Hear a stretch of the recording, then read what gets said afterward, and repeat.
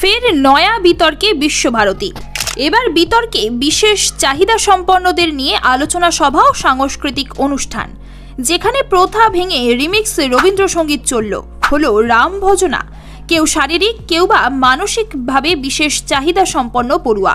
Visva Bharati M.Ed. এর special education কোর্সের পড়ুয়াদের উৎসাহ দিতেই বিনয় ভবনের প্রেক্ষাগৃহে শনি রবি দুদিন আয়োজন করা হয় বিশেষ আলোচনা সভা এবং সাংস্কৃতিক অনুষ্ঠান।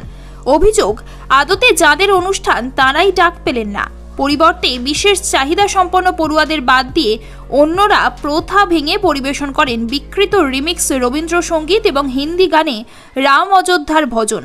এরপরই বিশ্ববিদ্যালয়ের কর্তৃপক্ষের আয়োজিত সাংস্কৃতিক অনুষ্ঠানকে ঘিরে বিতর্ক তৈরি হয়। ক্ষোভ প্রকাশ করেন এমএডের পড়ুয়া ও প্রাক্তনীরা। এমন ঘটনা অতীতে কোনোদিন ঘটেনি বলেও অনেকেই দাবি করেন। বিশ্বভারতীর প্রথা অনুযায়ী স্বয়ং মহর্ষি দেবেন্দ্রনাথ ঠাকুর ও রবীন্দ্রনাথ ঠাকুরের কোনো মূর্তি নেই। ব্রাহ্ম আশ্রম হিসাবে পরিচিত শান্তিনিকেতনের বিশ্বভারতী।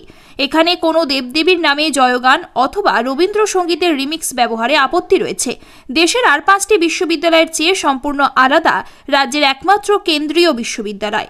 ইতিমধ্যে এমএড এর স্পেশাল এডুকেশন কোর্সের বিশেষ চাহিদা সম্পন্ন পড়ুয়া সৌরভ পান ভারপ্রাপ্ত উপাচার্য, কর্মসচিব সহ বিভাগীয় অধ্যক্ষের কাছে মেলে অভিযোগ এনেছেন। তিনি লেখেন, Indian council of social science রিসার্চের আর্থিক সহায়তায় বিনয় ভবনের এমএড এর বিশেষ চাহিদা সম্পন্ন পড়ুয়াদের শিরোনামে জাতীয় একটি আলোচনা সভা ও সাংস্কৃতিক অনুষ্ঠানের আয়োজন করে।